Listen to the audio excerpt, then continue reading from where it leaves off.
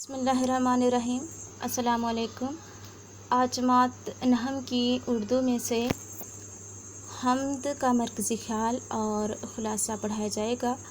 शायर का नाम है मौलाना अल्ताफ़ हुसैन हाली। मरकज़ी ख़्याल है, अल्लाह ताला की ज़ात बाबरकत का हक़ बंदे से अदा नहीं हो सकता। अल्लाह ताला की ज़ात हर चीज़ पर काबिज़ और मुहीत है। ख़ुलासा है, अल्लाह ताला हर चीज़ पर काबिज़ और मुहीत है, कोई उसके भेद से वाकिफ़ नहीं। अल्लाह ताला पर ईमान लाने वाले और उसके मुनकिर भी उसकी मोहब्बत का दम भरते हैं। रंजो मुसीबत में उसका गिला करने वाले भी उसी पर आस लगाए रहते हैं। तमाम दुनिया में ज़ात बारी की महक फैल कर रहेगी, क्योंकि सुबह की हवा घर घर में उसका पैगाम पहुँचा रही है। अब नज़्म की तशरीह के असूल देखते हैं कि क्या है। नज़्म की तशरीह करने के और उसको ज़हननशीन करने के असूल मंदरजा झैल हैं। सबसे पहले है दुरुस्त अदायगी। पूरी नज़्म को दुरुस्त अदायगी के साथ पढ़ना चाहिए। तलफ़्फ़ुज़ ठीक होना चाहिए। शेर को 2 मरतबा पढ़ना चाहिए ताकि पूरी तरह शेर पर अबूर हासिल हो जाए। हवाला मतन, मुतल्लका नज़्म और शायर का हवाला देना चाहिए। अल्फाज के मायने, मुश्किल अल्फाज के मायने याद भी करें और लिखें भी। इस तरह ज़ख़ीरा अल्फाज में वुसअत होती है और तशरीह भी आसानी से की जा सकती है। उसके बाद मफ़हूम को ज़हननशीन करना ज़रूरी है और तलबा अपनी सहूलत के मुताबिक चाहें तो मफ़हूम लिख सकते हैं, नहीं तो मफ़हूम की हेडिंग दिए बगैर ही तशरीह से पहले मफ़हूम लिख सकते हैं, क्योंकि यह तशरीह के लिए बुनियाद फराहम करता है। और जब तशरीह करना शुरू करें तो मफ़हूम को ज़हन में रख कर तशरीह करना शुरू करें, तो इस तरह ज़हन में तशरीह आ जाएगी। तशरीह करते वक्त मुतल्लका नज़्म के मजमूई नफ्स मज़मून को और नज़्म किस मौजू पर है, इस बात को और मरकज़ी ख़्याल को मद्देनज़र रखा जाना चाहिए। अगर मुसद्दस हाली की नज़्म है तो ये देखना चाहिए कि ये नज़्म जो है मुसलमानों के अरूज ज़वाल की दास्तान को पेश करती है, तो उसी मतन को मद्देनज़र रखते हुए उसकी तशरीह करनी चाहिए।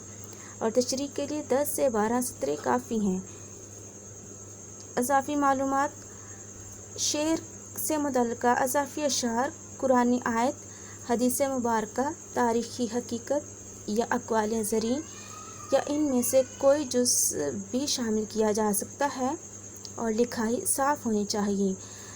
अब एक दफ़ा फिर से देख लें कि नज़्म की तशरीह के असूल क्या हैं। कि सबसे पहले जब आपके सामने नज़्म आती है तो उसी वक्त उसको सबसे पहले दुरुस्त अदायगी के साथ पढ़ना चाहिए, या तो क्लास में या ख़ुद पढ़ना चाहिए। और फिर उसके हवाला मतन को देखना चाहिए कि नज़्म लिखी किसने है और नज़्म का नाम क्या है, और अल्फाज मैंने ज़रूर याद करने चाहिए और मफ़हूम को ज़रूर ज़हननशीन करना चाहिए। उसके बाद तशरीह को जो है तमाम अशार की तशरीह को एक दफ़ा ख़ुद बनाने की कोशिश करनी चाहिए, और अगर ना हो तो फिर जो नोट्स आपको स्कूल में दिए जाते हैं या लिखवाए जाते हैं या जिस तरह पढ़ाया जाता है या जो भी आपके पास किताब है उसमें से एक दफ़ा देखना चाहिए और फिर जो है तशरीह को लिखना चाहिए। 10 से 12 सतरें काफ़ी होती हैं। और तशरीह के दौरान अज़ाफ़ी अशार का इस्तेमाल कुरान की आयत का, हदीस मुबारका का और अक़वाल ज़री इनमें से कोई जुज़ भी शामिल किया जा सकता है।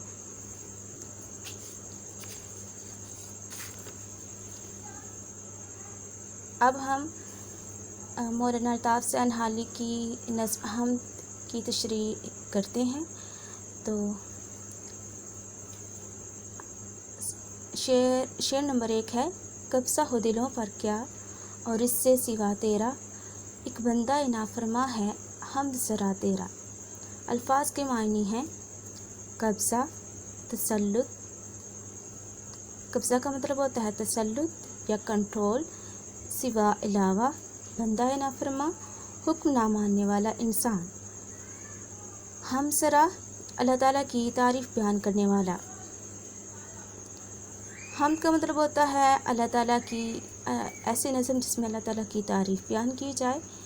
تو اس کا مفہوم ہے، اے اللہ میرے دل پر تیری حکمرانی ہے، اگرچہ میں ایک حکم نہ ماننے والا انسان ہوں، لیکن یہ جان چکا ہوں کہ میرا رہنما تیرے سوا کوئی نہیں، اس لیے میں تیرے احکامات پر عمل کروں گا۔ تشریح ہے، اللہ تعالیٰ ہمارا خالق ہے، اللہ تعالیٰ ہی سارے جہانوں کا بادشاہ ہے۔ شاعر اللہ تعالیٰ سے مخاطب ہو کر اس سے فریاد کرتے ہوئے کہتا ہے، یا رب کریم، میں اگرچہ گناہ گار انسان ہوں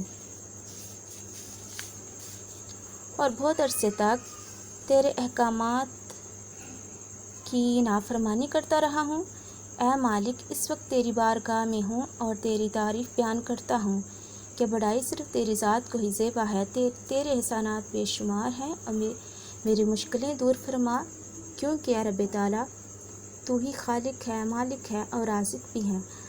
اللہ تعالیٰ نے انسانوں کو اپنی عبادت کے لیے پیدا کیا ہے، اس لیے تمام انسانوں کو یہ بات جان لینی چاہیے کہ ہم نہ سمجھ انسان اللہ تعالیٰ کے احکامات کی تعمیل نہیں کرتے، اس کے باوجود اللہ تعالیٰ ہم پر اپنی عنایت و